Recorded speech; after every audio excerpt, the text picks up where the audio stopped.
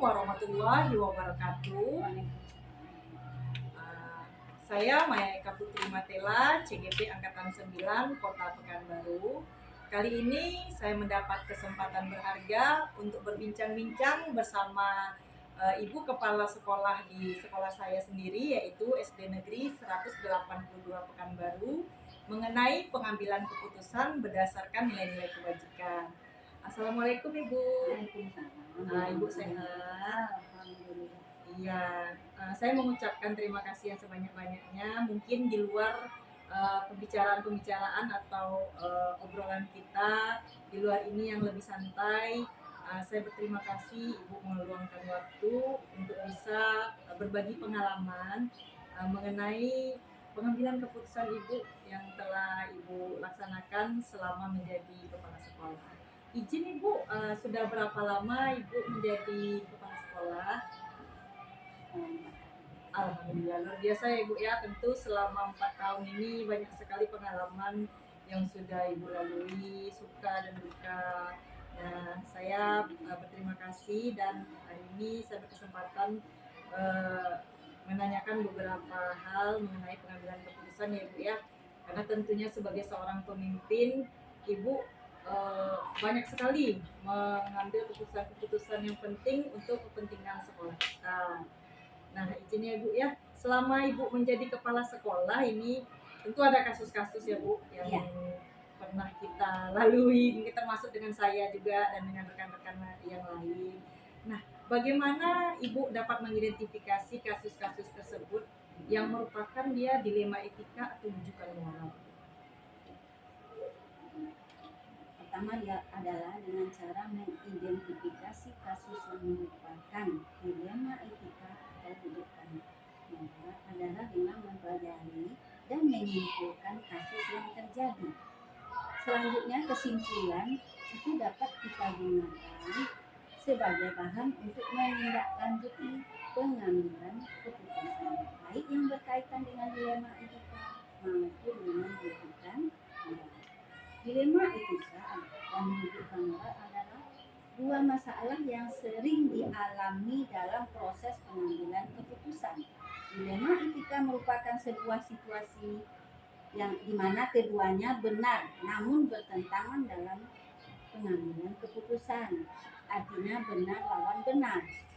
Sedangkan untuk rujukan moral adalah situasi ketika seseorang dihadapkan pada benar salah ketika pengambilan keputusan, benar PS salah. Oh, berarti kalau dilema etika itu ada dua kebenaran yang bertentangan ya Bu ya. Kalau rujukan moral berarti ada salah satunya yang memang menyalahi aturan. Dilema etika lebih sulit diatasi karena dipengaruhi oleh faktor seperti cinta, keadilan, kebenaran dan lain-lain. Iya, jadi ada faktor perasaan Ibu ya. Iya. Sedangkan rujukan moral mudah diatasi karena sudah ada norma benar dan salah bagi setiap kita. Berarti kalau udah salah berarti udah jelas tidak kita ambil keputusan. Iya. Jadi Bu, bagaimana Ibu menjalankan pengambilan keputusan di sekolah kita? Ini terutama untuk kasus dilema etika ya Bu, yang dimana kedua-duanya ini benar dan sama-sama mengandung kebaikan. Tentu sebelum keputusan diambil, terlebih dahulu kita tentu mengumpulkan dulu fakta, siapa yang terlibat, menganalisa benar salahnya, membuat alternatif solusi dan membuat keputusan, kemudian merefleksikannya. Diawali dengan penelusuran masalah, kemudian mengidentifikasi masalah hingga terbentuklah kesimpulan, dan dari kesimpulan inilah sebagai dasar dalam pengambilan keputusan, utamakan yang menjadi prioritas dalam suatu keputusan bersama guru-guru dan pegawai lainnya. Dengan keputusan berpihak pada murid tapi tetap memegang teguh kebijaksanaan. Berarti ada beberapa langkah yang dilakukan mengidentifikasi sampai pada akhirnya nanti mendapatkan sebuah keputusan yang berpihak kepada murid dan mengandung kebijakan ya. Artinya Berarti untuk semua kita ini berusaha untuk berdampak positif. Iya. Ya, luar biasa ya Bu ya. Nah, jadi Bu selama ini tentu adalah hal-hal yang Ibu anggap efektif nih atau cara-cara yang Ibu anggap pas dan efektif dalam mengambil keputusan. Kira-kira cara seperti apa Ibu yang efektif Ibu? Tentu kita menentukan dulu penyebab permasalahan, kemudian menentukan siapa yang terlibat, berdiskusi dengan warga sekolah, kemudian membuat beberapa solusi keputusan menimbang lagi dari berbagai sudut pandang sebelum memutuskan dan setiap keputusan yang dilakukan dibawa dalam doa. Luar biasa Ya, ya. mengidentifikasi masalah, mengklarifikasi tujuan khusus yang diinginkan, memeriksa berbagai kemungkinan untuk mencapai tujuan dan melakukan keputusan. Mengidentifikasi masalah, kemudian melakukan diskusi dengan pihak yang terkait, yang terlibat untuk mengambil keputusan yang terbaik. Oh ya, berarti salah satu kata kuncinya diskusi ya Bu Ya. ya, bahwa pengambilan keputusan itu mungkin bisa kita mendengarkan pihak-pihak yang masukan-masukan mungkin dari nasihat Ibu atau Ya. rekan sejawat yang dianggap Ya. memiliki ilmu atau kebijakan yang Ya. biasa ya. Nah, tentu selama Ibu menjadi kepala sekolah dalam mengambil keputusan tentu ada tantangan-tantangan gitu ya. Jadi boleh Ibu ceritakan hal-hal apa saja sih yang menjadi tantangan bagi Ibu dalam mengambil keputusan tersebut? Pengambilan keputusan dalam dilema etika selama ini dianggap efektif jika telah mempertimbangkan berbagai faktor dan fakta yang ada, serta memikirkan opsi trilema yang mungkin diambil sebagai jalan tengah. Berarti ada opsi lain selain yang pertama sudah Iya. kita pikirkan gitu ya. Berarti ada opsi trilema. Yang biasa ya. Terus Bu, dalam mengambil keputusan ini apakah Ibu memiliki sebuah jadwal tertentu dalam menyelesaikan kasus dilema etika atau langsung nih menyelesaikan di tempat atau Ibu kasih jeda waktu atau seperti apa boleh? Dalam menyelesaikan sebuah permasalahan tidak dilakukan dengan jadwal tertentu. Dilakukan saat terjadi permasalahan meskipun tidak selalu langsung dibuat. Itu dia ya. Ya berarti Ya. Tidak selalu langsung dibuat keputusannya. Nah, dalam membuat keputusan diperlukan banyak pertimbangan dan harus dilakukan dengan kesadaran penuh dan kehati-hatian. Berarti tetap kalau ada masalah langsung dipanggil atau diapakan, Ya. tapi pengambilan keputusannya Ya, kita jeda dulu. kita jeda dulu. Kita pikirkan lagi. Supaya dapat yang Yang memang betul-betul oh ini dah benar. pasnya. Iya. Berarti tetap masalah itu langsung kita ambil off dulu untuk cari jalan. Iya, ada detak berkembang. Iya. Nah, Bu, selama ini kira-kira ada nggak faktor-faktor atau orang-orang yang bisa mempermudah atau membantu Ibu dalam mengambil keputusan-keputusan ini? Itu sudah jelas ya hubungannya karena selalu mengajak warga sekolah, stakeholder, wali murid atau orang-orang yang memiliki kedekatan dengan permasalahan pihak yang terkait dengan permasalahan dan aturan yang berlaku dari lembaga yang terkait dalam suatu permasalahan.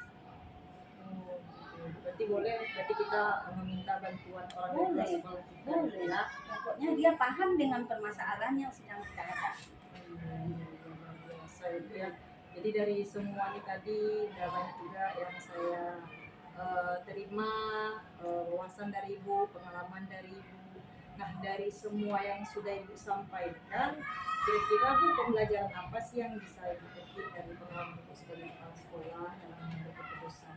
Tentu kita selaku kepala sekolah lebih bijaksana dalam menganalisa sebuah permasalahan untuk dijadikan pertimbangan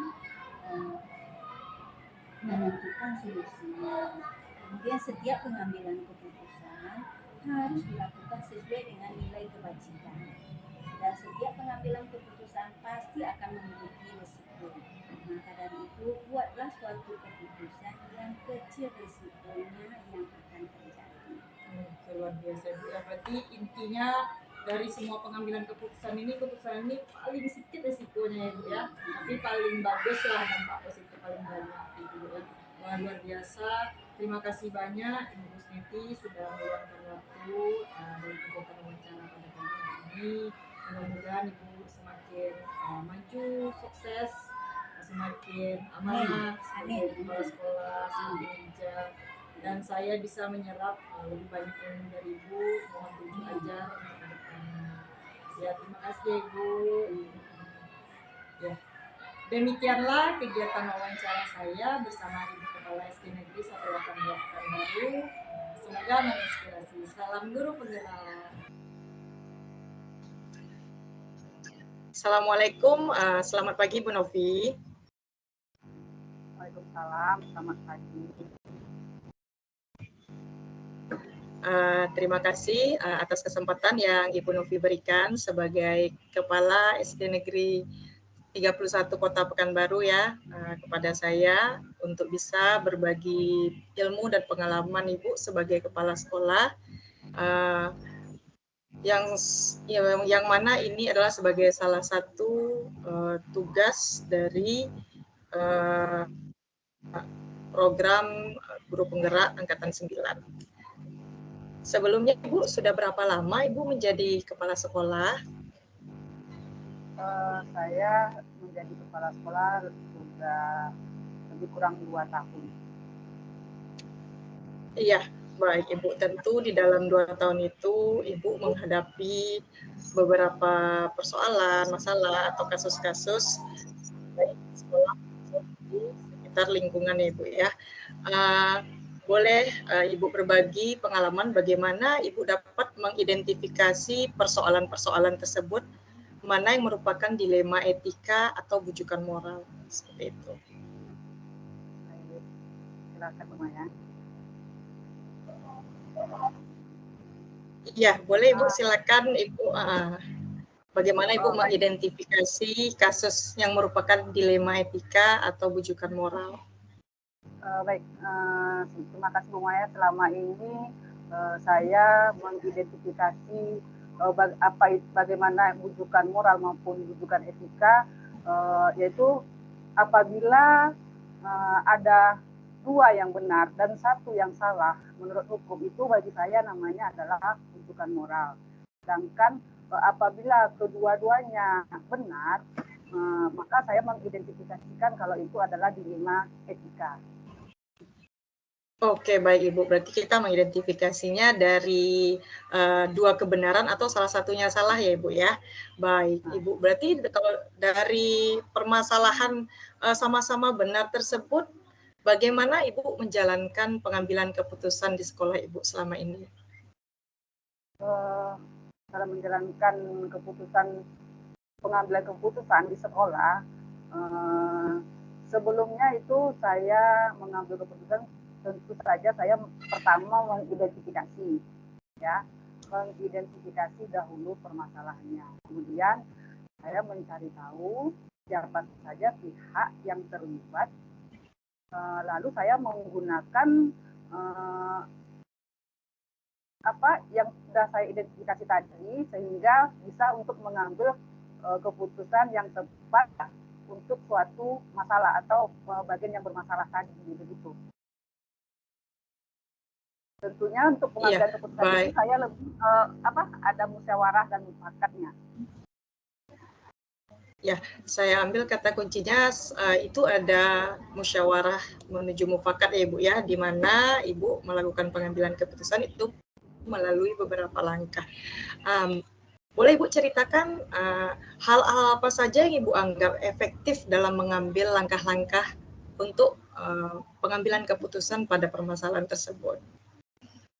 Ya, jadi misalnya dalam sekolah saya untuk mengambil langkah-langkah dalam penyelesaian suatu masalah, itu pertama saya akan memanggil kedua belah pihak. Misalnya ini ya, ada guru mungkin ya yang bermasalah. Nah, kemudian saya cari tahu, saya minta keterangan dari mereka untuk mengetahui di mana letak permasalahannya. Nah, dan apa yang dapat memicu permasalahannya. Nah, dari situ saya bisa menemukan bagaimana solusi terbaik yang akan saya ambil dengan tidak merugikan kedua belah pihak. Jadi kita harus mempertemukan keduanya dulu. Tanya apa awal permasalahannya. Baru dari sana bisa diambil suatu keputusan. Jadi itu langkah-langkah yang sudah saya lakukan. Wah, luar biasa sekali ya Bu ya. Jadi Ibu Novi ini mencoba mengumpulkan pihak-pihak yang terlibat dalam sebuah permasalahan atau kasus ya Ibu ya, dan mengumpulkan fakta-fakta ya untuk kemudian dicari solusinya bersama ya Ibu ya. Luar biasa sekali. Nah, Ibu selama ini dalam pengambilan keputusan tersebut Ibu mengalami atau menghadapi tantangan seperti apa? Selama ini yang saya hadapi tantangan-tantangan dalam mengambil keputusan ini adalah dalam mengambil keputusan itu untuk mencari cara solusi yang terbaik. Ya maklum sajalah kita menghadapi bukan satu dua orang, ya. Jadi tentu ada tantangannya. Kemudian mungkin kurangnya dukungan. Jadi kita menyelesaikan masalah mungkin yang satu merasa dia benar, yang satu merasa dia juga benar. Nah, itulah tantangan yang dihadapi. Jadi agak ya kesulitan untuk menyatukan pendapatnya atau menyelesaikan permasalahannya secara tepat begitu. Pasti ada salah satu yang dikorbankan begitu. Oh iya, seperti itu ya Bu ya. Karena kita mungkin tidak bisa menghindari ya Bu ya pertentangan pendapat. Menurut Ibu ini kan kita nggak selalu ya bisa langsung menyelesaikan suatu permasalahan atau mengambil keputusan di saat itu juga atau di saat mungkin hal tersebut terjadi atau terdapat pengaduan. Apakah Ibu akan mengambil waktu yang lain atau tetap di waktu itu saja dengan meminta pertolongan misalnya waka kurikulum atau waka kesiswaan atau seperti apa Ibu? Apakah harus di saat itu Ibu mengalokasikan waktu yang lain seperti itu? Ya, itu tergantung permasalahan. Kalau dirasanya masalahnya masih mudah, masih bisa diatasi, maka saat itu akan diselesaikan.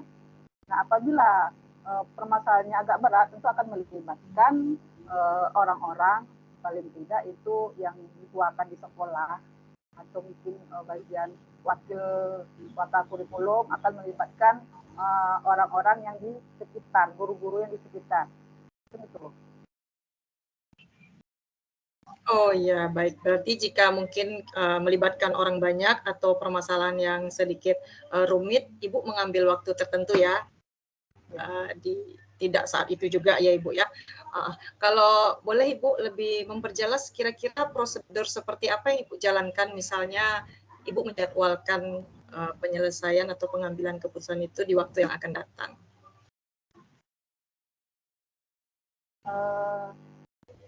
Yang akan saya untuk keputusan tadi, bisa diulang Bu Maya tadi pertanyaannya? Iya, misalnya Ibu menjadwalkan untuk menyelesaikan permasalahan itu dengan beberapa pihak itu di waktu yang akan datang ya. Bagaimana prosedur yang akan Ibu jalankan? Seperti itu. Ya, seperti yang saya katakan tadi, apabila masalah tadi tergolong berat, itu tentu akan melibatkan pihak lain. Tentu tidak bisa untuk waktu saat itu juga. Nah, saya akan menjadwalkan secepatnya.